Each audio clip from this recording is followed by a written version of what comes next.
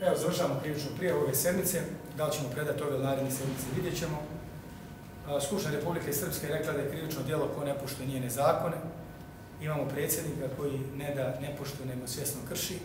Odlazeći u tužilaštvo i sud BiH, ponizio srpski narod, ponizio Skupštinu, bukvalno je upucao, bacio političku, institucionalnu, svaku drugu bombu na našu Skupštinu Republike Srpske.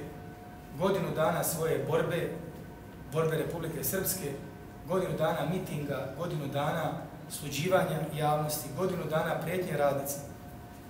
Sva ta borba, tih 365 dana koja je bila teška, mukotrpna, koja je zaustavila društveni život i svaki drugi život u Republici Srpskoj, dominirao samo politički život.